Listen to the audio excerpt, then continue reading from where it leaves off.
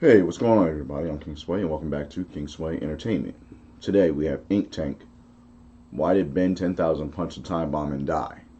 Uh, I've covered I've covered a few videos of Ink Tanks. Particularly the how Ben 10 can beat anybody, and I've actually debunked that. It's one of my most watched, but not one of my most I said powerful. One of my most popular videos. Actually, I was in a debate with a viewer that was trying to say that Alien X can really beat anybody, but when you debate like that, you have to go off of what's been shown, not what a writer says. Because as a writer, I can say anything. The writers of Superman flat out said Superman's as strong as he needs to be, which is in and of itself saying that he's invincible. But what's been shown is different. So that, and I've also shown that Kuro has a bias for Ben 10 and Alien X specifically. So we're going to jump into this. I don't know what it's about, but we're going to do it. Power scaling in Ben 10 is an absolute mess, but some things are also more simple than you'd think. One of the most notable moments in Ben 10 is during the big multiversal team-up. Vilgax sets off a bomb that destroys every single Ben and their own entire universe, aside from one without an Omnitrix, who is called No Watch Ben. Ben 10K, the future version of Ben Prime, transforms into Atomic X and punches the time bomb, only to be erased away. But why? We know from Professor Paradox that there are infinite universes in the Ben 10 multiverse. Parallel versions of the history we know. But there are hundreds of them, ad infinitum. And from Vilgax that the bomb destroyed every universe aside from his current one. The detonation won't even touch this timeline. It's designed to wipe other timelines from existence. All of them. This shows that on some level, this bomb has the power to destroy things infinitely. If you want an official scaling term, this puts the bomb around Multiversal Plus or Tier 2A. Ben 10K, who by all means should be leagues more powerful and smarter than the Ben we follow in the show, attempts to retaliate against the bomb by using a fusion between Alien X and Atomics. A common rule among Ben 10 fusions is that the powers of those aliens are split in two. While Stink Arms is both Stinkfly and Four Arms, he is not as strong as Four Arms, nor can fly as well as Stinkfly. It's very debatable what the real advantage of using Atomics with Alien X actually does, as Alien X can do anything that Atomics can do to a ridiculous degree. But it's widely believed that Atomics' DNA mixed into the bunch gives Ben 10K better control over Alien X's powers, opposed to cutting. Now, my question to that would be, why would he need better control when he's had time to adjust to it? It's Ben 10,000 as opposed to the younger Ben that we follow. And as I'm saying, the part where I paused it right here, that was actually part of the debate that I was having with a viewer of mine. He has complete control over Alien X. The other two personalities are infinitely debating in the background. That's what the agreement was.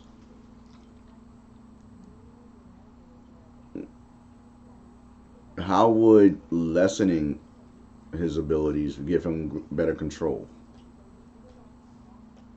I mean, okay. I understand that, putting a dampener on something gives you better control because now you're learning how to control your powers from a different standpoint. But if you've already been controlling them when they're at their full capacity, why would you still need that dampener? That's the question I'm asking. Alien X's power in half, as cutting infinite power in half seems Alien X is not infinite. Alien X's power is not infinite. I don't care what you say. We will go into physics about this. Alien X is a physical being. Otherwise, there would not be, there wouldn't be the ability to have the DNA of that said alien to put into the Omnitrix. Physical beings can contain energy. It's what they do. Everything contains energy. There's only so much energy something can contain before it bursts. Spontaneous combustion. It is not infinite. And I've also proven the point that it's a simple question because no one has infinite power. Incredible power that maybe someone else hasn't touched yet, but not infinite. Ask Alien X to make a rock that he can't lift. If he makes a rock that he can't lift, his power isn't infinite. He wasn't strong enough to lift the rock. If he can make the rock and then he lifts the rock, his power isn't infinite. He couldn't make a rock, he couldn't lift. It's a paradox, but it also disproves the point of infinite power. It's no such thing. Continuing. Redundant. No matter how you look at this, it still begs the question, why did Ben 10K think merely punching the time bomb was a good idea in the first place? After hearing many sides to this debate over the past few years, I think it boils down to 3 possible reasons. Let's start with the one I've already suggested and defended in the past, is that Ben simply didn't know what he was up against and made the wrong move. We as the audience knew what the time bomb was due to the conversation between Vilgax and Eon, but none of the other Bens, including Ben 10K, are around to hear it. So there doesn't seem to be a way that Ben knew what was really happening and perform a proper countermeasure. While Bellicus and Serena have what we can classify as omniscience, as they have information beyond Ben's scope of knowledge, this doesn't mean that Ben has the knowledge himself. Bellicus and Serena are able to have consciousness even when Ben is not transformed into Alien X, and have even been implied to somehow outlast Ben after his death. If Ben wants information, Here's a question. How would they gain said information? What are they linked to?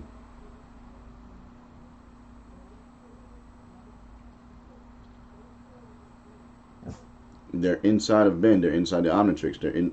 So, how would they be linked to another consciousness to figure things out that Ben doesn't know? That's not something that's been shown, or at least from what I've seen. But I'm pretty sure that if I'm incorrect, somebody will be like, "Ah!" in the comments. That's usually what happens. he needs to know to ask for it. And there's a chance Ben 10K simply didn't know what the time bomb was, and was expecting Atomic X to be enough to handle it. Alien X was able to automatically survive the destruction of his own universe without even realizing it. And the time bomb wave looked like just about every other energy-based explosion we've seen in Ben 10. So Ben 10K probably didn't think any differently about it. It's also worth noting that right after this, No Watch Ben was able to use clockwork to undo the effects of the time bomb, and actually reverse the destructive energy that was able to wipe out infinite universes. This feat takes place within the same 2-part story, yet usually gets overlooked, despite how ridiculously powerful it is. And we know that Alien X still scales above clockwork, so Atomic X probably could have done this too, had he known what he was up against. It doesn't matter how powerful someone is if they're able to be tricked. But let's play devil's advocate and move on to our second reason, that perhaps the time bomb really is more powerful than Atomic X. While some believe that Atomic X's DNA can't actually cut Alien X's powers in half, there are those that do believe this, so let's explore that outcome. With Atomic X being only half of Alien X, by definition, he should only be half as powerful as Alien X. While cutting Infinity in half seems to be useless, it is actually possible. A great example is taking an infinite string infinite power, of numbers. as I stated prior. You can take out all of the odd numbers, leaving them separate from the evens, and have 2 sets of infinity. While they are both equally infinite,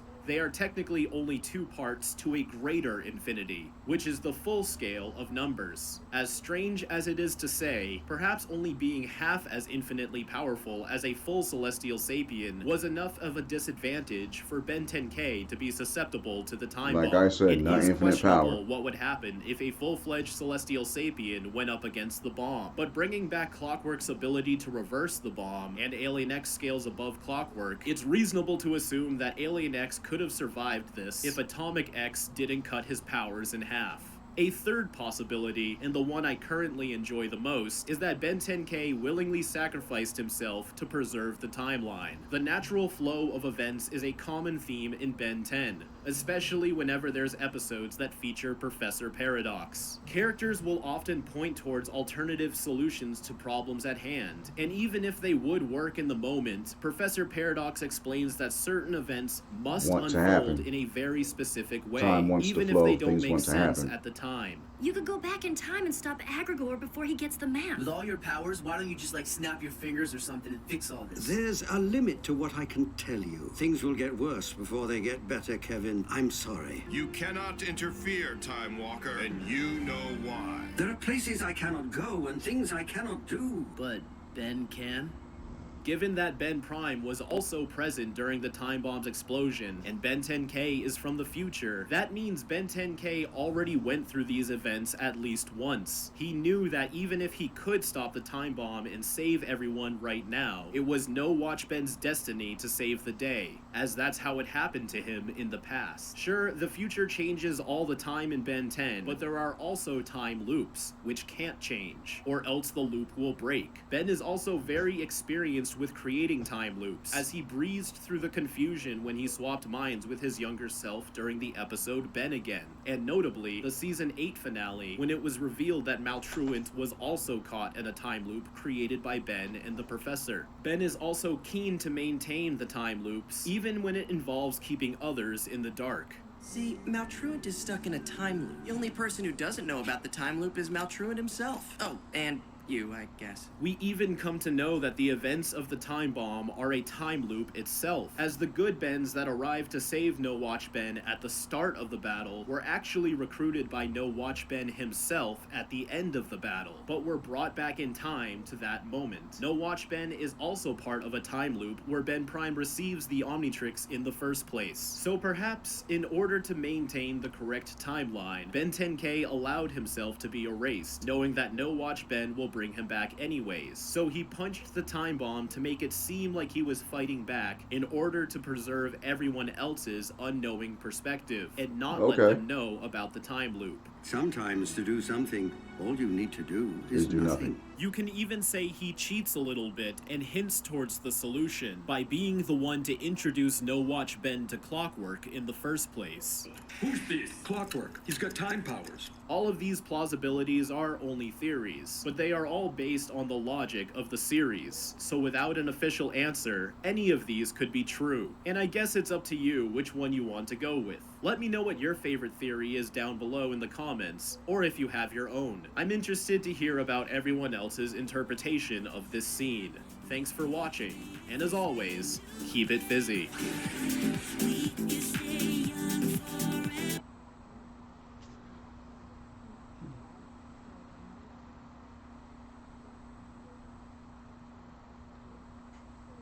I'm gonna have to agree, because if Ben Prime, the older Ben Prime, is just the younger Ben Prime, and this is a time loop, older Ben 10,000 knew what was going to happen. That's why he punched it. Like I believe, like personally, I just believe that he knew what was going to happen, and he put events into work so that they would pan out the way they're supposed to. Personally, like, you know, that's just what it is for me. But because if you think about it,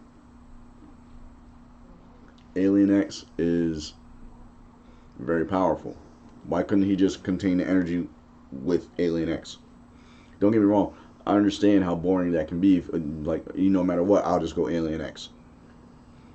Why else would he need? They even said it in the death battle of him versus Green Lantern. Why would he need anyone else? He doesn't. I got one alien that can do anything I want. Why would I need anything else? That gets boring. That's why they created Kryptonite in Superman. That's why they created a number of new villains for Superman to fight and things to that degree. Things get boring. And when you're that powerful, things get hard to write for. And I know because I write for things like that. I have my own series, League of Guardians, that should be coming out later this year. When you have to do things like that, it's harder to write because you got to constantly come up with ways to match, if not top, the protagonist. It's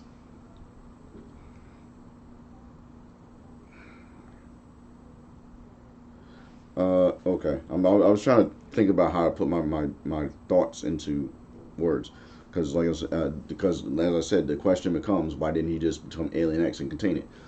And if he did, with the Atomics punch, there's a question of, again, why didn't he just try to contain it? It was spilling out. Contain it with a counter energy field.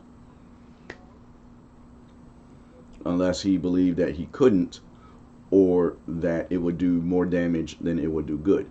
But again, like I said, since Ben 10,000 is the older version of Ben Prime, and as Kuro said, he'd have gone through this already, so he knew what was going to happen. He'd have gone through this already as younger Ben.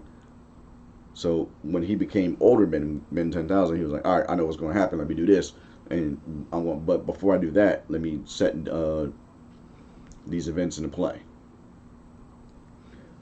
so that everything comes out on top in the end.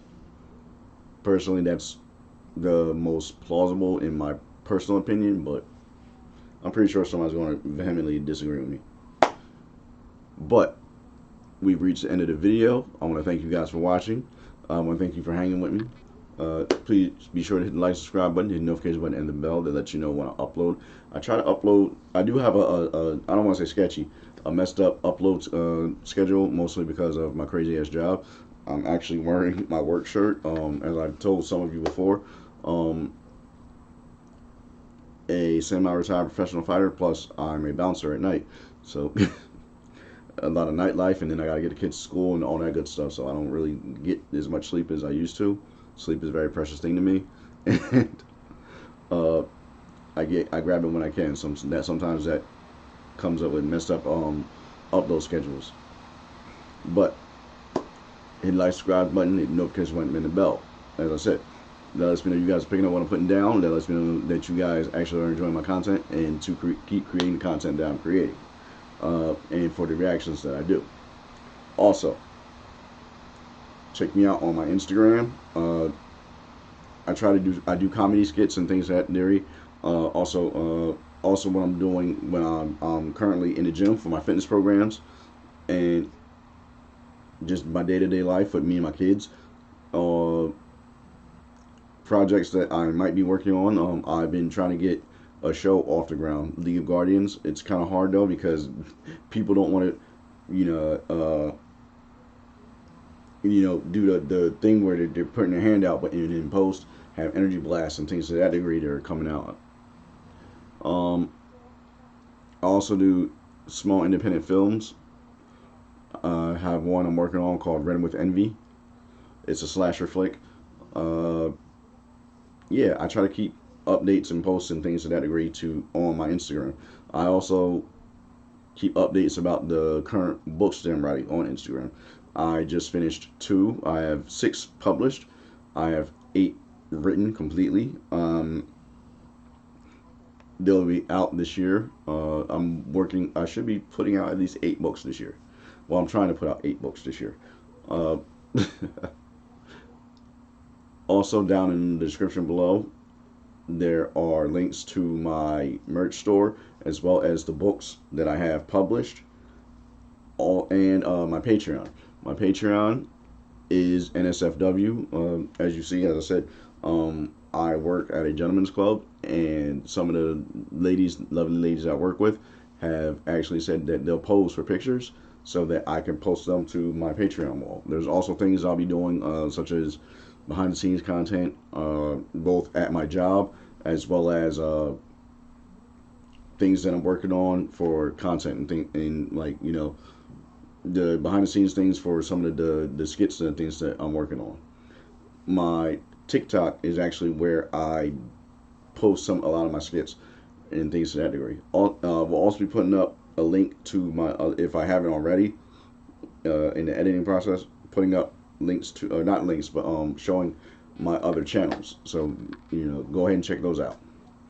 So in the meantime, between time, I'm always with these peace signs. It's your main man, King Sway, and I'm see you in the next one.